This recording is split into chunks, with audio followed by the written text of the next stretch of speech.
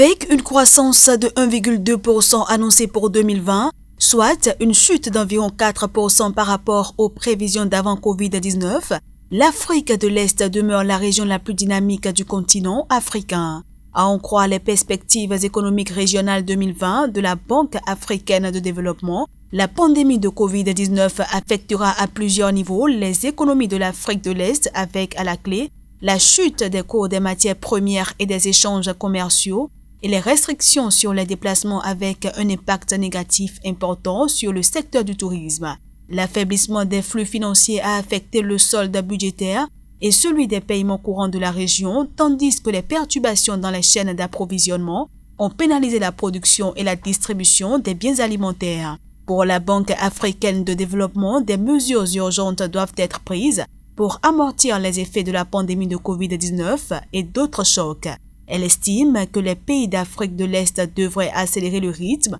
d'une véritable transformation structurelle en passant d'une production à faible valeur ajoutée à des activités à plus forte valeur ajoutée qui pourraient limiter leur vulnérabilité aux chocs intérieurs et extérieurs. En ce qui concerne la formation de la main-d'œuvre dans la sous-région, il est urgent selon la BAD de procéder à de vastes réformes dans l'éducation, d'investir dans les technologies de l'éducation, de lutter contre les facteurs qui empêchent les enfants d'aller à l'école et d'établir des liens entre le monde universitaire et l'industrie. Enfin, les pays de l'Afrique de l'Est doivent favoriser la croissance en éliminant la corruption et en investissant dans des domaines où ils disposent d'atouts uniques comme la production alimentaire, non seulement pour produire mais également pour générer des revenus pour les agriculteurs afin de les aider à limiter les impacts du Covid-19 sur leur activité. Rappelons qu'avant la pandémie de Covid-19, la croissance économique de l'Afrique de l'Est pour l'année 2020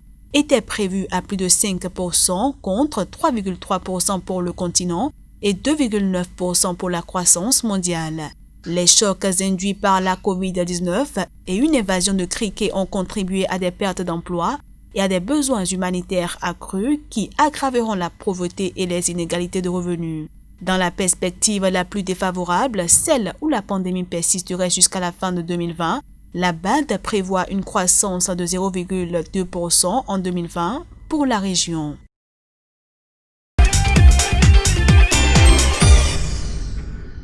$300 millions, c'est la somme que la Banque mondiale a allouée pour appuyer les réformes mises en place pour la promotion du marché électrique de l'Afrique de l'Ouest.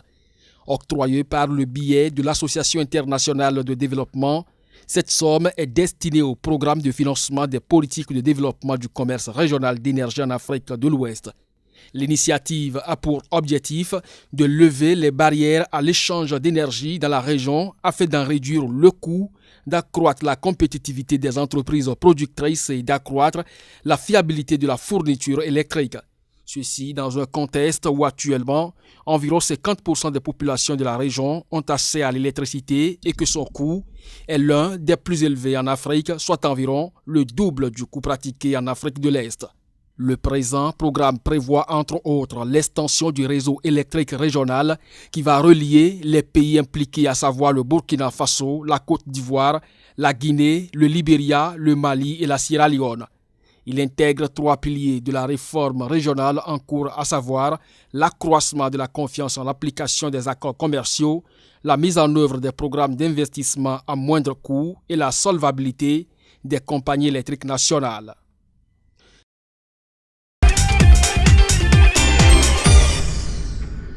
Après plusieurs mois de restrictions sur le tourisme, 40% des destinations du monde ont assoupli leurs mesures. Selon les dernières données de l'Organisation mondiale du tourisme, ceci confirme la tendance au redémarrage responsable du tourisme international. Au total, 87 destinations ont maintenant assoupli les restrictions sur les voyages. Cependant, ils sont 4 seulement à avoir levé complètement toutes les restrictions, alors que les 83 autres ont procédé à des assouplissements tout en maintenant des mesures en place comme la fermeture partielle des frontières. Au nombre de destinations qui ont assoupli les restrictions figurent 20 petits États insulaires en développement pour lesquels le tourisme représente un pilier central de l'emploi, de la croissance économique et du développement. L'Organisation mondiale du tourisme constate par ailleurs qu'environ la moitié de toutes les destinations ayant assoupli les restrictions sont en Europe, ce qui confirme le rôle de première ligne que tient la région dans le redémarrage du tourisme. Par contre, 115 destinations, soit 53% de toutes les destinations dans le monde, continuent de garder leurs frontières totalement fermées au tourisme. Pour rappel, à fin mai 2020, la crise sanitaire avait entraîné un manque à gagner de 320 milliards de dollars dans le secteur du tourisme international, soit 3 fois le coût de la crise économique mondiale de 2019.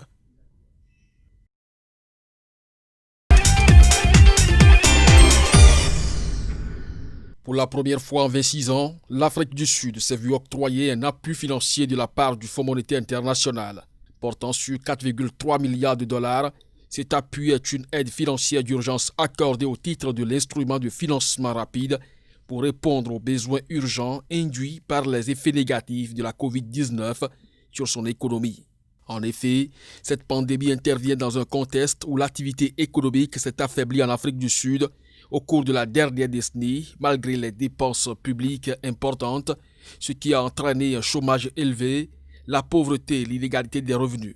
L'Afrique du Sud, qui a signalé le plus grand nombre de cas de Covid-19 en Afrique subsaharienne, connaît une profonde récession économique qui vient s'ajouter à une situation de contraintes structurelles, de croissance modérée et de détérioration des acquis sociaux. Ce qui a poussé le gouvernement de Cyril Ramaphosa à solliciter une aide du FMI. Une option que la nation arc-en-ciel s'était pourtant toujours refusée au nom de la souveraineté économique. En contrepartie de l'aide obtenue, le pays doit renforcer urgemment ses fondamentaux économiques et assurer la viabilité de la dette en procédant à un assainissement budgétaire, en améliorant la gouvernance et les opérations des entreprises publiques et en mettant en œuvre d'autres réformes structurelles propices à la croissance. Le FMI estime par ailleurs qu'il sera important de préserver le mandat de contrôle du niveau d'inflation de la Banque centrale, de réglementation et de supervision proactive des banques, en particulier pour les petites banques.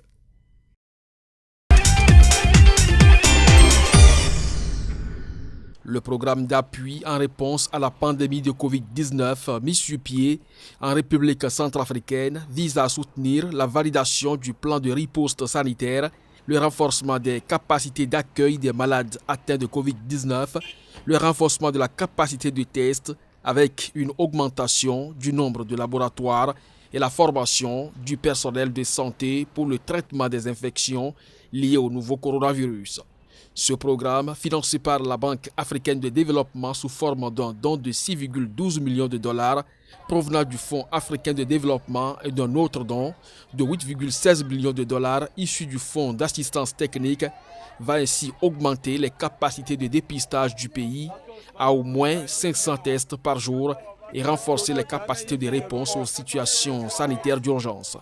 À cet effet, la Banque africaine de développement appuiera la construction, la rénovation et la fourniture d'équipements pour au moins 5 centres d'accueil des malades, au moins 5 laboratoires capables de dépister le virus et la formation de plus de 300 agents de santé à la prévention des infections. Le programme d'appui en réponse à la pandémie de Covid-19 apportera également un soutien direct aux ménages les plus vulnérables. Environ 500 exploitations, dont la moitié dirigée par des femmes, bénéficieront d'intrants agricoles durables et 1000 ménages recevront des kits alimentaires. En outre, près de 200 grandes et moyennes entreprises bénéficieront de mesures fiscales afin de pouvoir redémarrer dans des conditions plus favorables leur activité de production et garantir ainsi la préservation des emplois.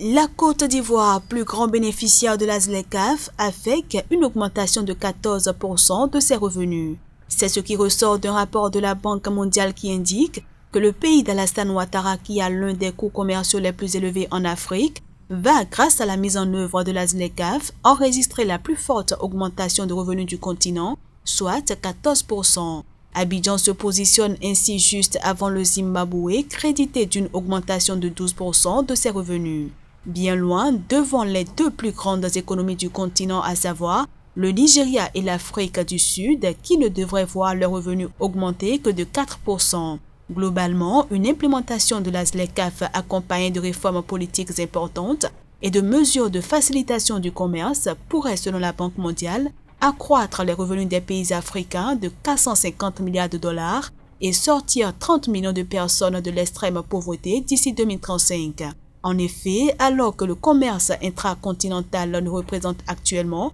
que 15% du commerce total de l'Afrique, les exportations intracontinentales devraient, avec la ZLECAf, bondir de 81%, tandis que celles vers les pays non africains augmenteraient de 19%. En ce qui concerne la réduction prévue des droits de douane qui a suscité des inquiétudes parmi les pays qui en dépendent, l'étude de la Banque mondiale montre que les recettes tarifaires à court terme ne diminueraient que d'environ 1,5%, voire moins pour 49 des 54 pays, tandis que les recettes fiscales totales devraient diminuer de moins de 0,3% dans 50 pays. Pour la Banque mondiale, cela s'explique par le fait que seule une petite partie des recettes tarifaires provient des importations en provenance des pays africains d'une part, et que les listes d'exclusion peuvent protéger la plupart des recettes tarifaires de la libéralisation parce que ces recettes sont fortement concentrées dans quelques lignes tarifaires d'autre part. Destinée à créer la plus grande zone de libre-échange au monde par sa superficie,